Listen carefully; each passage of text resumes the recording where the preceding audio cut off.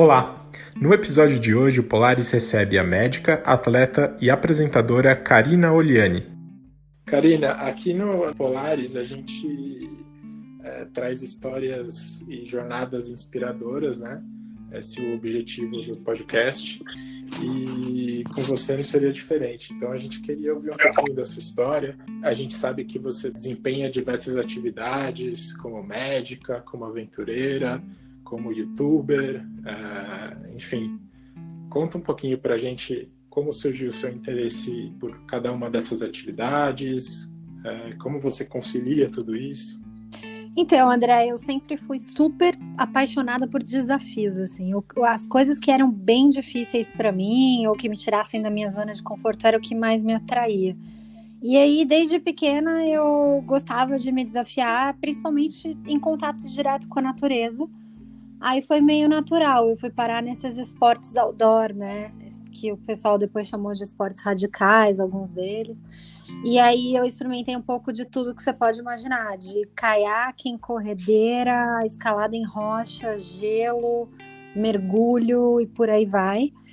E fui fazendo esses esportes sempre com muita paixão, muita dedicação.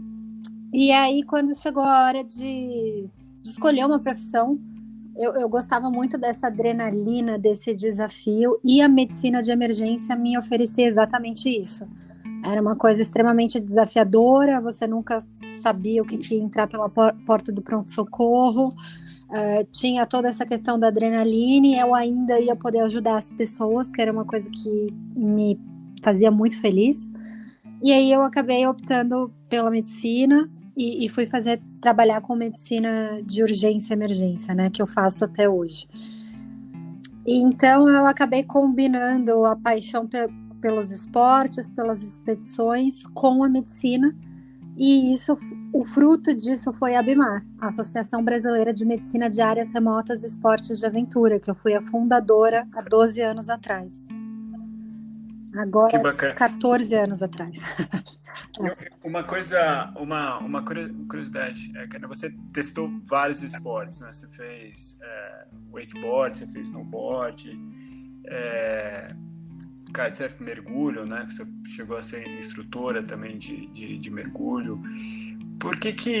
Como é que você se identificou mais com a questão de escalada? Por que você, vamos chamar assim, seguiu essa linha e tentou se profissionalizar mais nesse caminho da escalada, da montanha, né? Sua ligação com a montanha? Então, não é bem assim. É que, na verdade, eu tenho fases. Agora eu tô nessa fase da alta montanha. Mas teve uma fase da minha vida que eu fui instrutora de mergulho, né, da PAD. Então, eu dava aula e só mergulhava. E foram vários anos da minha vida o mergulho. E agora eu tô mais nessa fase de alta montanha porque eu acho que eu consegui chegar na experiência necessária para tentar montanhas de maior responsabilidade, né? Montanhas mais arriscadas como o próprio K2, o Everest, o Annapurna, que está na minha expedição do ano que vem, que são só existem 14 montanhas acima de 8.000 metros no mundo.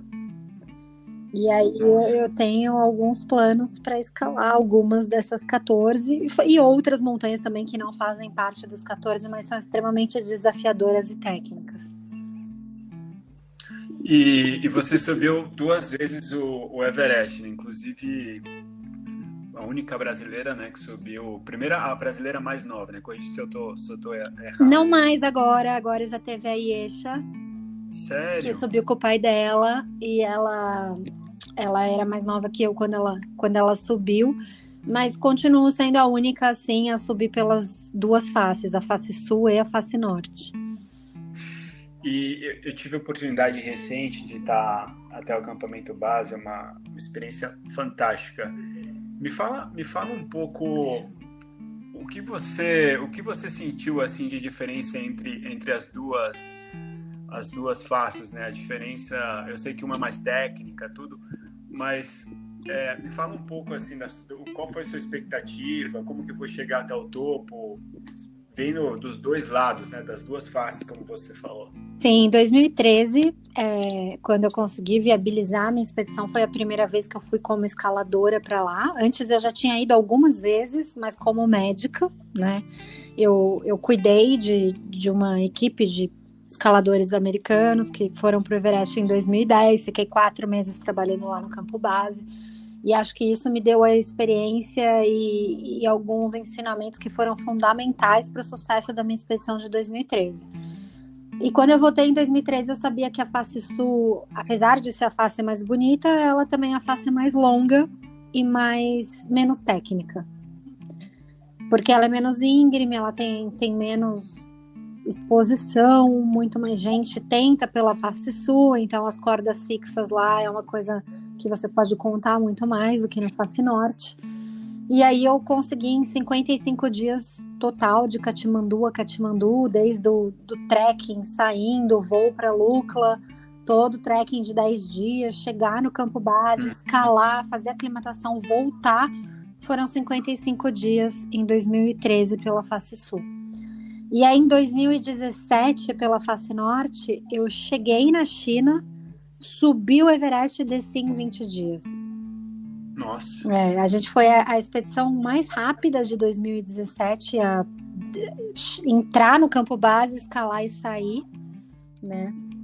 A gente teve aí uma temporada muito boa, eu também dei a sorte, eu estava muito treinada, estava aclimatada, porque eu já tinha levado um grupo de pessoas fazer um trekking solidário comigo, junto com gente de montanha lá no campo base pela face sul. E aí quando eu cheguei na face norte, subiu só eu e o Pemba. O fato também de eu já estar escalando com uma pessoa que já tinha feito o Everest comigo e que já tinha escalado o Everest 8 vezes, e ele é extremamente forte, então a gente foi no nosso ritmo e a gente subiu bem rápido, assim, de uma maneira bem legal. Mas a face norte é isso que você falou, ela é muito mais técnica, ela é mais rápida por ser mais íngreme, só que você tem que estar bem mais condicionado para conseguir fazer ela. Uma pergunta de leigo agora, no que consiste essa questão do se aclimatar? Ela é um processo que envolve diversos fatores, mas os principais, para ficar mais claro aqui, para todo mundo conseguir entender, ela estimula a produção de hemácias dos glóbulos vermelhos, que são responsáveis por transportar o oxigênio no nosso sangue, através da hemoglobina. Então, ela dá um estímulo na nossa medula óssea, para que a nossa medula óssea fabrique mais hemácias para compensar a falta de oxigênio na montanha.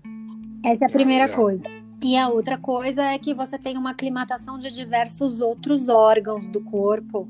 Por exemplo, você tem uma aclimatação ao frio, né? Quando você chega e você tem aquele primeiro contato com frio, você normalmente precisa de 3, 4 blusas, capuz, luvas, se agasalhar absurdamente. E conforme você vai ficando um tempo a mais na montanha, por exemplo, quando eu fiquei 4 meses no campo base do Everest, eu ficava de regatinha no campo base, com 0, -10, e eu tava ali tranquila, sem frio, eu tava extremamente aclimatada, né? Então, por mais que as pessoas dizem que fisiologicamente não tem aclimatação ao frio, mas o que eu tenho de experiência, tanto em mim, quanto nas pessoas, nos meus pacientes e nos outros escaladores, é que a gente se aclimata ao frio também. E Karina, uma pergunta, principalmente do montanhismo, assim, dessa questão de subir as montanhas, né?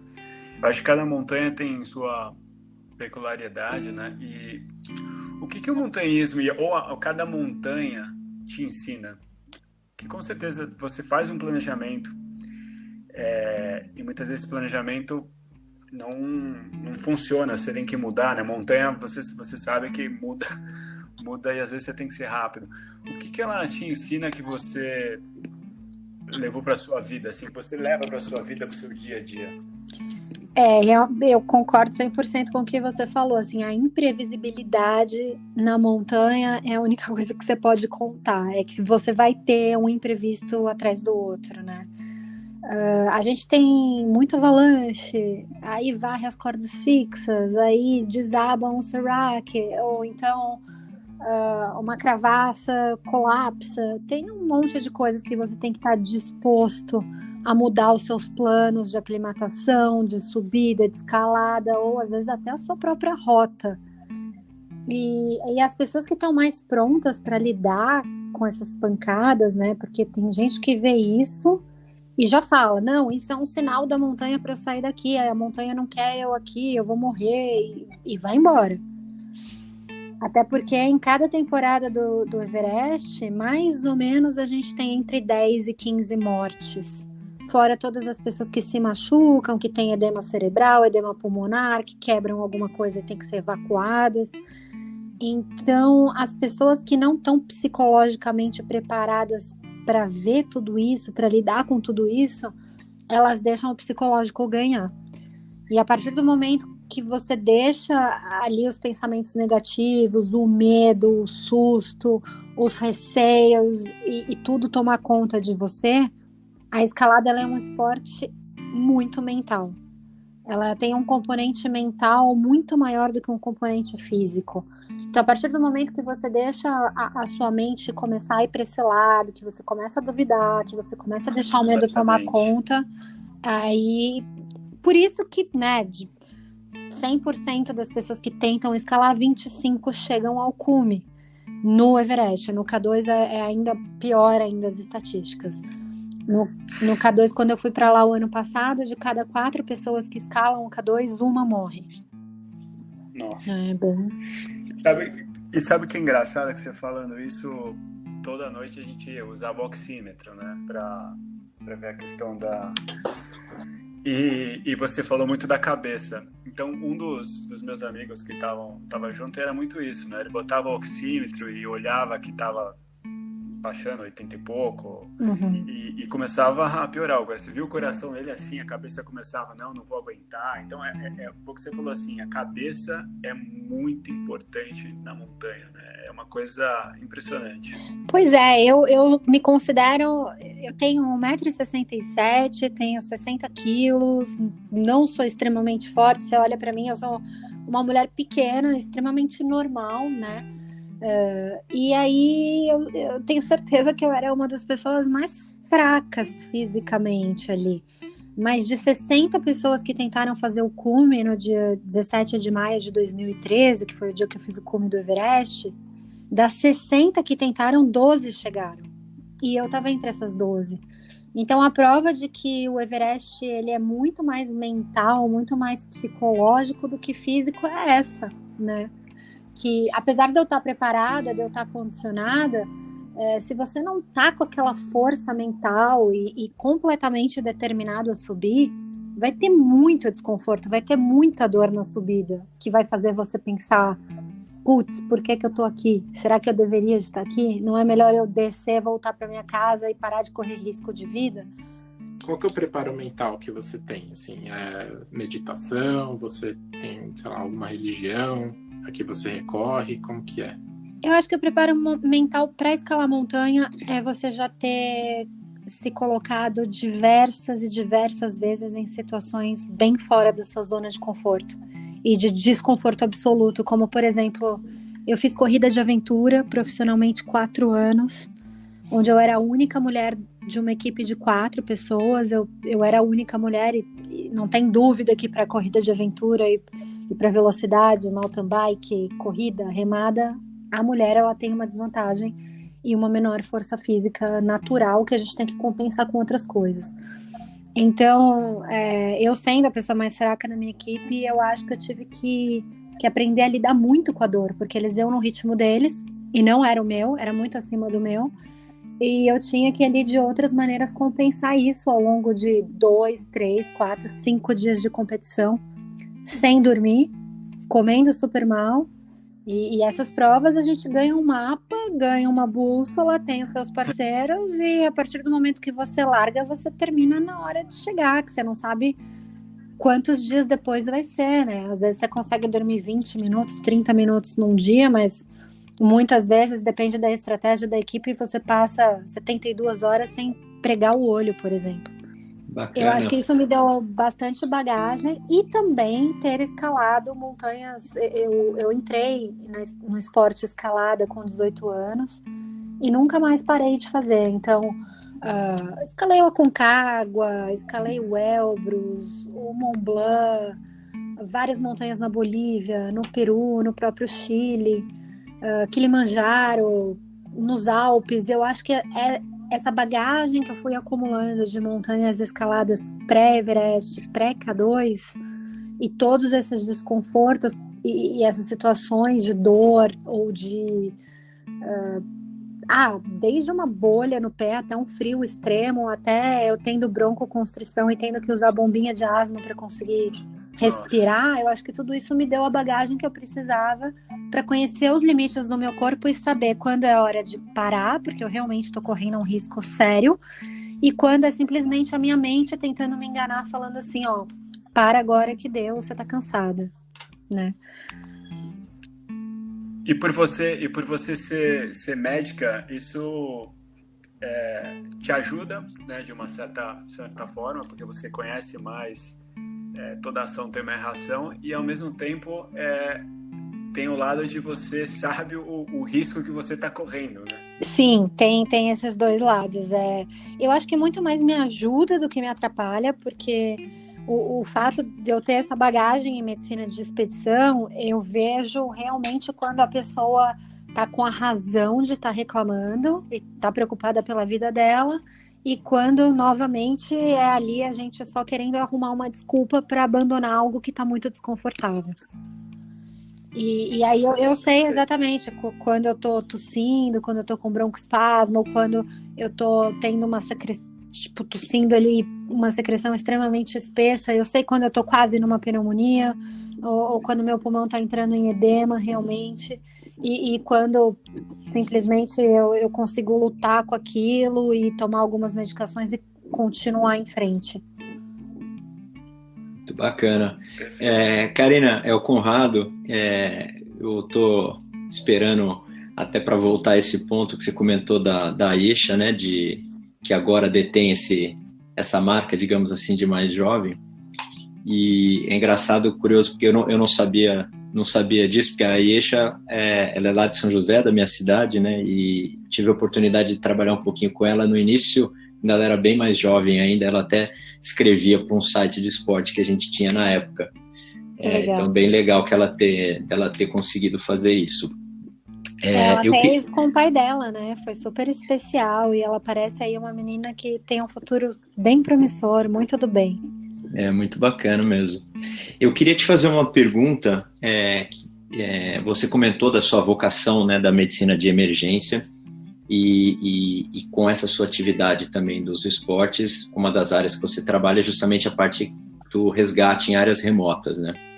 Uhum. Então, eu queria que você contasse um pouquinho como foi essa sua jornada, até porque isso não é uma especialidade talvez tão difundida, né?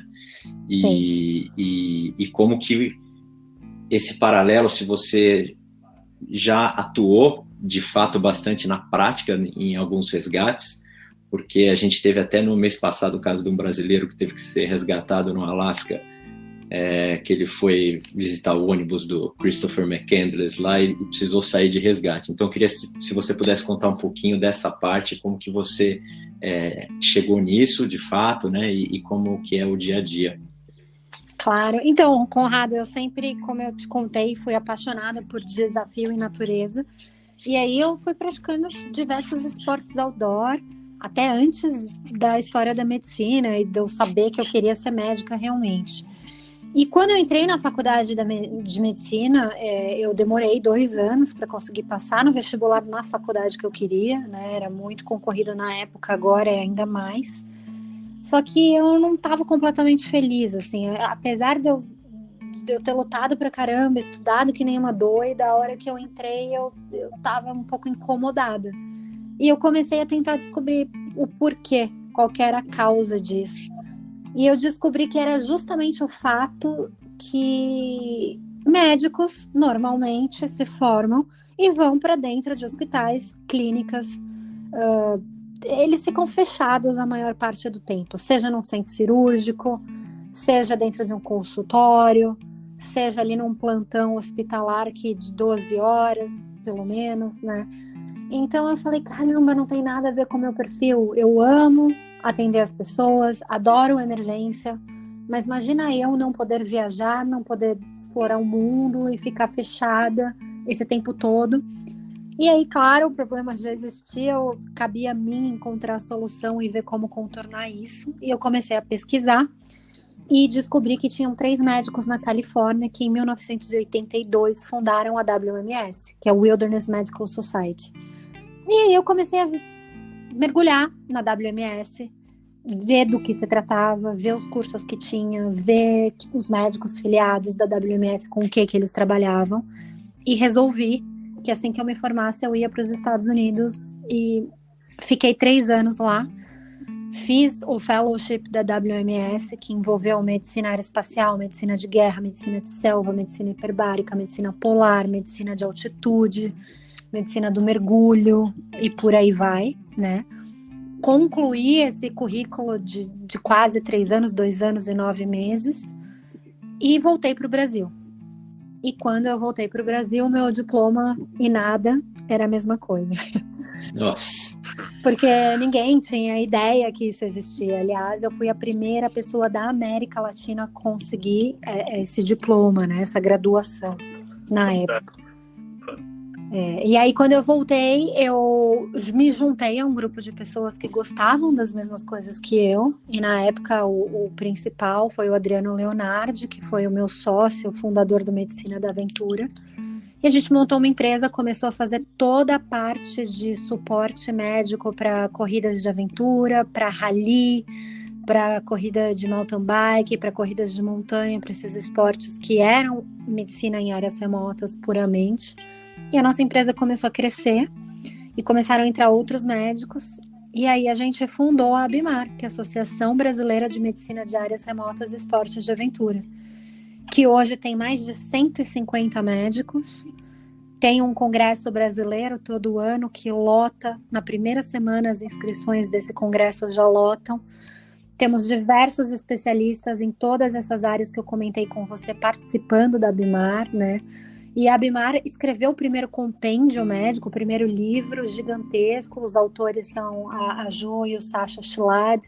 Inclusive, eu tive a honra de ser convidada para escrever o prefácio desse livro, o primeiro compêndio de medicina extrema, de medicina de áreas remotas do Brasil. E a ABMAR não para de crescer, é um orgulho enorme para mim. Hoje tem todos esses afiliados que eu te falei, e agora, esse ano, eu estou indo para Londres em outubro dar uma aula no Congresso de Medicina Extrema, Congresso Mundial, que tem uma vez por ano. Eu já estive nesse congresso dando aula em Harvard, e agora eles me chamaram novamente para falar em Londres. Que legal. E existe hoje uma formação já mais bem estruturada aqui no Brasil nessa especialidade, ou ainda não? Depende das entidades mais tradicionais de fora?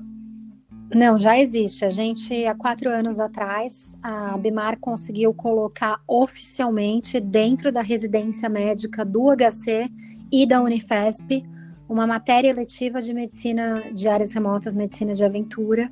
Inclusive, continuo dando aula nessas faculdades, nesse curso. E agora já é um braço da medicina esportiva também. Oh, que bacana. Um dos assuntos que faltou a gente explorar um pouquinho foi a questão do Instituto Dharma, né? Então, você é a atual presidente, né, do Instituto e uma das criadoras, né? E eu queria que você contasse um pouquinho o que é, como que isso surgiu, como que vocês atuam normalmente, até como que é possível colaborar com o Instituto também, quem tiver interesse. Maravilha. Então, Conrado, o Instituto Dharma, ele nunca teve o intuito de ser um instituto. Na verdade, ele surgiu mais de um propósito, né? Desde que eu me formei médica, eu dedico pelo menos 30 dias do meu ano para ir fazer a medicina em locais mais carentes, remotos, que não têm acesso à medicina de qualidade. E aí começou a crescer o negócio, assim, eu voltava com esse advento das mídias sociais, eu postava uma foto ou outra, mostrava o trabalho e os médicos começavam, eu quero ir junto, da próxima vez eu quero ir com você, me chama e tal. E quando a gente viu, a gente estava viajando para o sertão do Piauí com mais de 20 voluntários.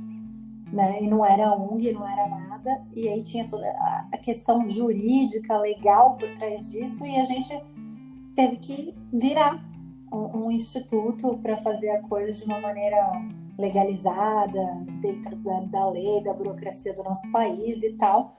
E aí acabou nascendo o Instituto Dharma, mas que até hoje não tem nenhuma pessoa da diretoria que recebe um centavo. Todo mundo continua sendo 100% voluntário, inclusive as pessoas que trabalham, né, diretor financeiro, administrativo e tal.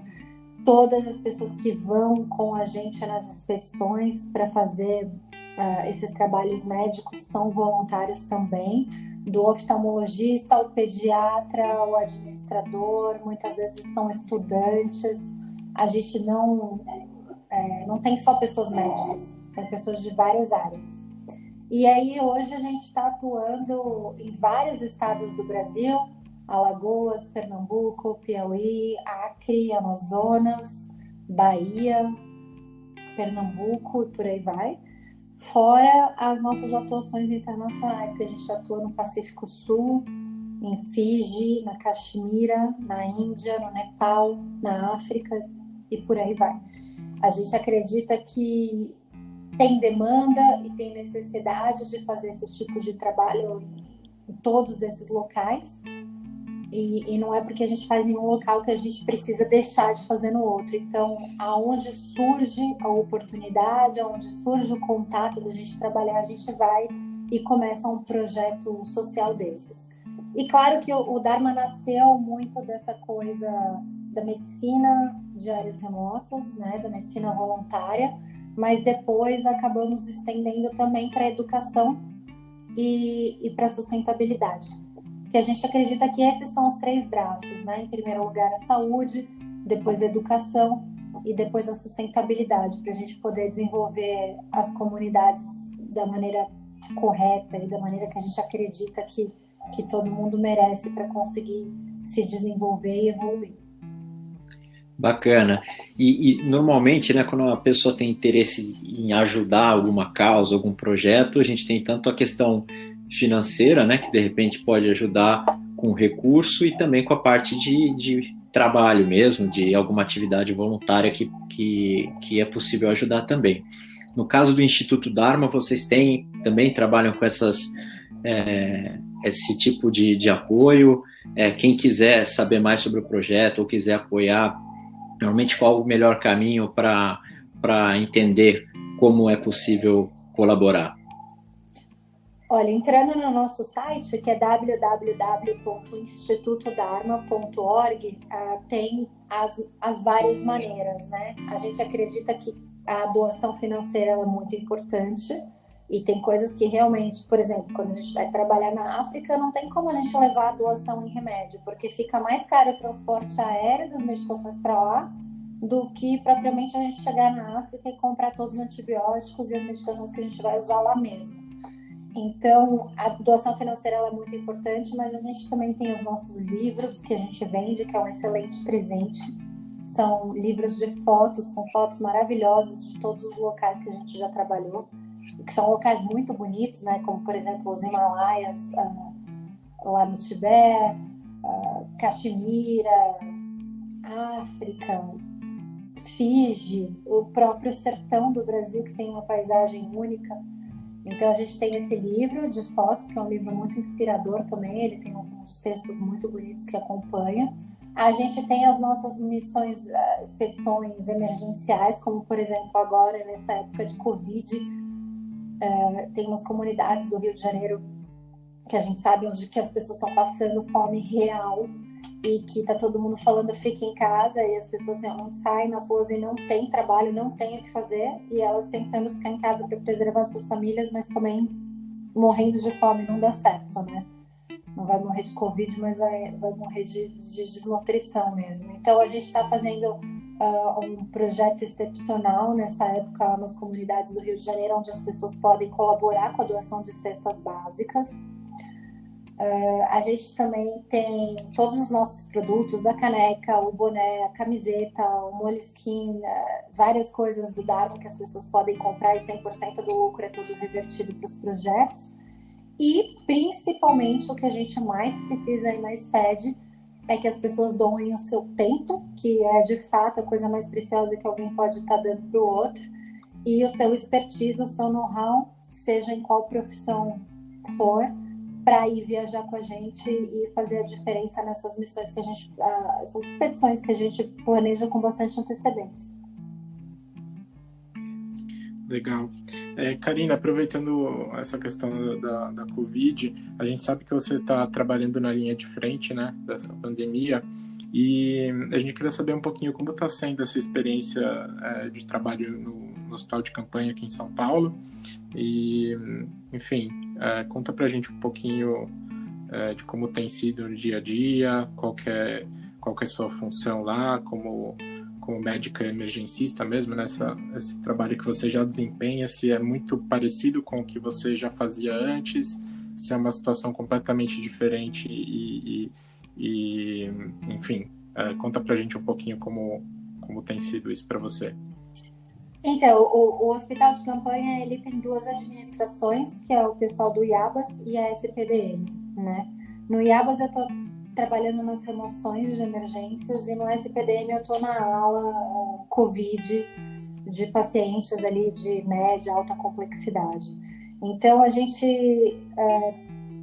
tem duas realidades diferentes, dois sistemas de administrações diferentes. Um está completamente lotado, que é o SPDM, e o IABAS está com 50% de ocupação dos leitos. Os dois estão montados ali no AMB, né? É um hospital de campanha, então a gente tem uma estrutura razoável, mas é uma estrutura temporária, é uma estrutura que foi montada só para isso. Ainda está dando conta, como eu te disse, tem um dos lugares que está só com 50% de ocupação. Eles tiveram alguns perrengues aí no começo para ajustar, organizar, faltava uma coisa, faltava outra, mas eu acho que isso era um pouco esperado, né? Foi uma coisa muito de última hora. E agora eu acho que está aliviando bastante o SUS e toda a demanda de Covid que está tendo para isso. Quando o paciente fica muito grave, vou dar um exemplo para vocês entenderem, ele tem insuficiência renal aguda, que é um dos acometimentos desse vírus. Ele vai para o rim e pode, em 25% dos casos, levar a insuficiência renal. E a pessoa precisa de hemodiálise, por exemplo. Aí a gente tem que transferir, porque é um hospital de campanha e a gente não tem máquinas de hemodiálise ou uma estrutura maior lá dentro, né? Mas para desafogar os casos mais leves ou médios, ou até eles ficarem de alta complexidade inicialmente, a gente consegue atender ali e depois transferir. Como você disse, essa minha formação de emergencista, ela ajuda muito, porque eu consigo olhar para o paciente como um todo, eu consigo não olhar para um sistema específico, por exemplo, só o neurológico, só o cardiológico, eu consigo olhar para ele como um todo, e o Covid, ele realmente é um vírus que demanda esse tipo de atenção, porque ele começa inicialmente afetando os pulmões, na maior parte dos casos, e ele dá o que a gente chama de SARA, que é Síndrome da Angústia Respiratória Aguda. É um quadro pulmonar que a pneumonia viral faz com que desencadeie uma inflamação tão grande que a pessoa entre em SARA e sature muito mal e precise até, às vezes, do uso do ventilador para ter esse suporte de vida e poder continuar respirando. Mas depois ele também pode evoluir para problemas cardíacos, ele pode evoluir para problemas renais, para problemas neurológicos, para doenças autoimunes, como síndrome hemofagocítica, em casos mais raros. Então, é uma doença traiçoeira, assim, a gente tem que ficar com o olho bem aberto, porque, de um lado, ela é completamente assintomática, você não vê nada, não vê sintoma nenhum numa pessoa, em compensação na outra pessoa, ela pode causar falência múltipla de órgãos e levar à morte super rápido. Eu estava vendo, inclusive, a sua live recente, você falou um pouquinho sobre isso, até traçando um paralelo com com a sua experiência em catástrofes, é realmente mais parecido com uma catástrofe? Como você faria uma comparação entre o seu trabalho normal, né, o que você já desempenhava antes dessa crise e o que a gente está enfrentando hoje? Olha, é diferente no sentido de quando você está na emergência, no PS, né, no pronto-socorro normal, você não sabe, quando abre a porta ali, você não sabe o que você vai receber. Pode ser um ferimento arma de fogo, pode ser um ferimento de arma branca, uma facada, pode ser um aneurisma, pode ser uma parada cardíaca, pode ser um atropelamento, são mil coisas. Mas agora, quando você está no hospital de campanha, você sabe que vai chegar uma pessoa que provavelmente está infectada com Covid-19 e você já meio que espera ali o quadro e os sintomas, é tudo meio esperado, né? Então é bem diferente nesse sentido, que não é uma emergência normal, onde eu tenho toda essa variedade, é algo assim mais... E essa pergunta da live que você me falou, ela veio justamente dentro de Wilderness Medicine, tem algumas modalidades, uma delas é medicina de guerra, a outra é medicina de catástrofe. E aí, quando eu fui questionada, eu respondi que se assemelha muito mais à medicina de catástrofe do que medicina de guerra, porque na medicina de guerra a gente tem muito trauma. O que é trauma? São os ferimentos onde a gente tem ali artérias rompidas, ossos quebrados, grandes ferimentos abertos. E no Covid não é assim. No Covid a gente se assemelha um pouco à medicina de catástrofe, porque você tem que montar um hospital de campanha no meio de um grande centro urbano, onde a gente tem os melhores hospitais da América Latina. E mesmo assim você precisa de um hospital de campanha, de uma estrutura temporária para conseguir assimilar a quantidade de pacientes, né, a quantidade de gente que o sistema tem. E nisso, numa catástrofe, é o que acontece, é o colapso do sistema de saúde. Porque você normalmente não está esperando, né? Vem um furacão, vem um terremoto, vem um maremoto, como a gente já teve, por exemplo, o Katrina nos Estados Unidos. Ninguém estava esperando aquilo acontecer. E quando aconteceu, eles tiveram que, de um dia para o outro, ou em pouquíssimos dias, montar toda uma estrutura para dar conta de atender toda a demanda da população. E o Covid fez com que a gente tivesse alguns dias a mais. A gente teve até semanas para se preparar, mas infelizmente eu vi as pessoas meio atônitas, assim, olhando, não acreditando que aquilo ia chegar para a gente, não acreditando que aquilo ia tomar a proporção que tomou, falando, tá, na Itália tá muito ruim, foi ruim na China, mas não acredito, aqui a gente é um país tropical, tem clima quente, não acho que esse vírus vai causar nenhum dano aqui. E ficou esperando. E agora a gente está com os números que a gente está, né? De mais de 1.000 mortos por dia, numa das curvas mais dramáticas de todo o planeta, de todos os países, e com uma demanda absurda e com os casos só crescendo. E em relação a isso, como você proativamente buscou se colocar dentro desse time, né, que tá trabalhando nessa contenção, digamos assim, ou você foi convocada por toda a sua experiência, pela sua formação e convidada, né, a fazer parte dessa equipe específica, desse caso que a gente está comentando? Eu recebi alguns convites, inclusive, para ir para Amazonas, para ir para alguns lugares onde tá bem dramático aí, outros estados. Só que eu estava com a perna fraturada e sem poder andar. E o fato de eu estar nessa condição me impedia de trabalhar na emergência, porque o médico ele tem que ter mobilidade, ele tem que ir de um paciente a outro, ele tem que entrar na sala de parada, tem que entrar para entubar, tem que ir buscar uma medicação. E infelizmente eu fiquei nesse começo da pandemia de mãos atadas, por conta de ainda estar me recuperando de uma lesão grande. Mas assim que eu fui liberada pelo meu ortopedista para voltar a andar, eu me candidatei na hora para ir para o hospital de campanha, porque eu vi que muitos médicos que estavam no hospital de campanha foram contaminados com o Covid e começou a ter furo na escala e muito furo no plantão. Eu não fui de maneira nenhuma para a parte administrativa, para quem decide. Eu acho que isso é uma coisa de prefeitura, de governo, de líderes federais, né? E a gente está acompanhando toda a confusão e toda a politicagem que está envolvendo tudo isso, infelizmente. Mas eu fui para a linha de frente porque era o que eu podia fazer e assim que eu podia, né? Agora eu ainda não estou andando, deambulando, como a gente fala, de maneira normal, mas eu pelo menos já consigo andar pequenas distâncias, e aí eu já consigo trabalhar na emergência. Dentro dessa profissão, você acha que essa é na sua experiência, essa seria uma das situações mais desafiadoras até hoje que você passou?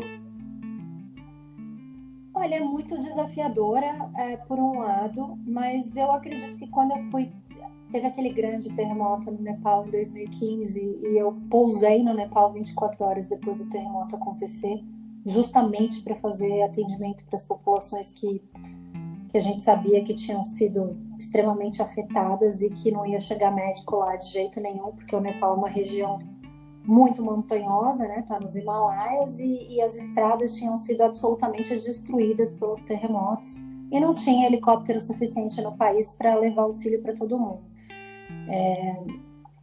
São desafios diferentes.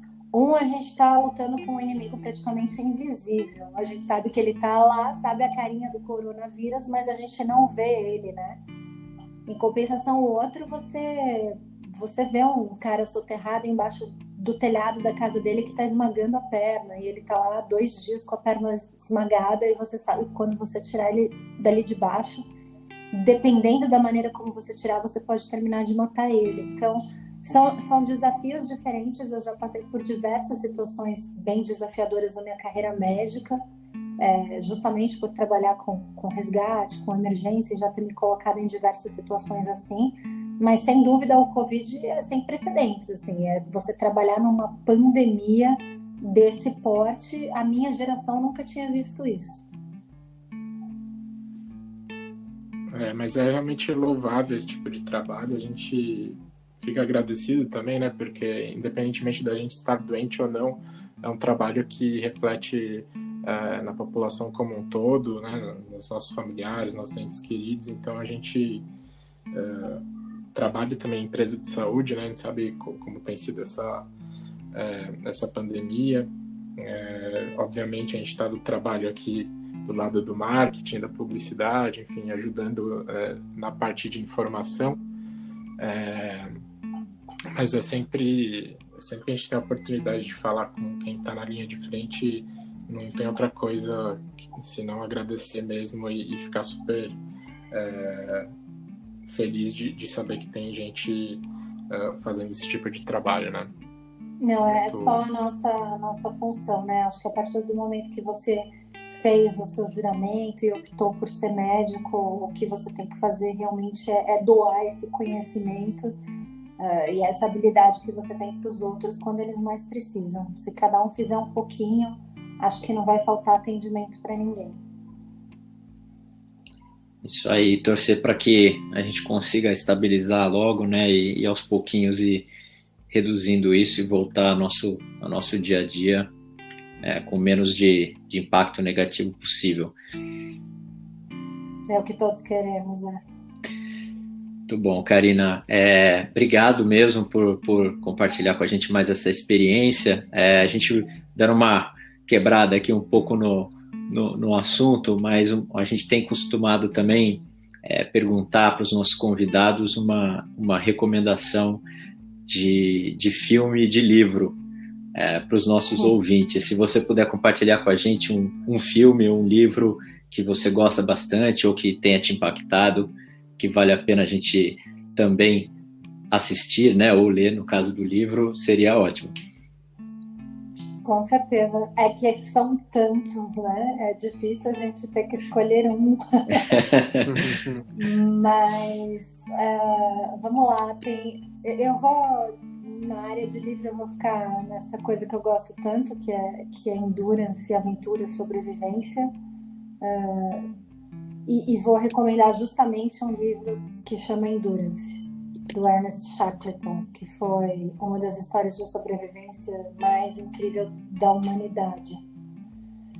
Acho que vale muito a pena. As ilustrações são reais, né? É o navio dele mesmo lá encalhado no gelo, a tripulação dele que realmente quase morreu de fome, isolado X dias numa ilha. Não vou dar mais spoiler, mas vale muito a pena.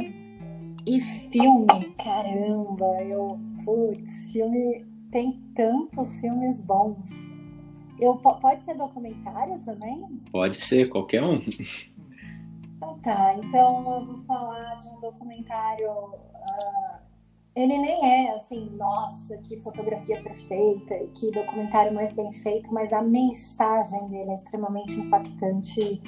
E se for para recomendar, eu acho que ele vale muito a pena. Ele chama Quem Se Importa. É um documentário brasileiro, de uma pessoa que eu conheço. A diretora chama Mara Mourão. E inclusive, sem querer, acabei aparecendo rapidamente nesse documentário, mas eu acho sensacional as ideias e as coisas que são discutidas nele.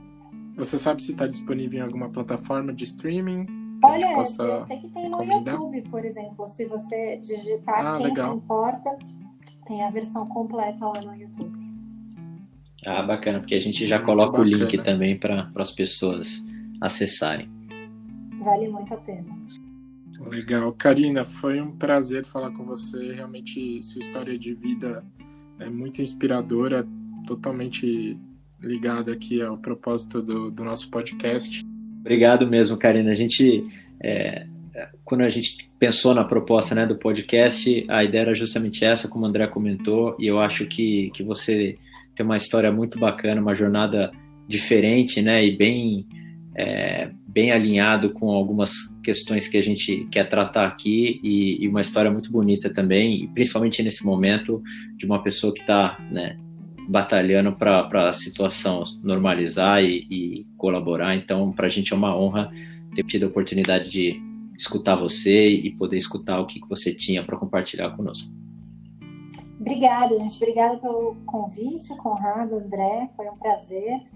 E foi um prazer para todo mundo que está escutando. Só lembrando, né, que esse vírus ele chegou de uma maneira muito democrática. Todo mundo foi pego de surpresa, inclusive os nossos governantes. E não tem por que a gente ficar tentando achar um culpado. A gente só tem que fazer o melhor possível para minimizar os danos, mas que ele já ia acontecer de qualquer maneira.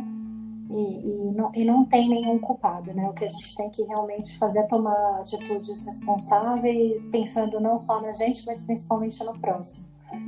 Então é isso, tomara que isso acabe logo e um grande abraço para vocês. Obrigada pelo convite, pela oportunidade.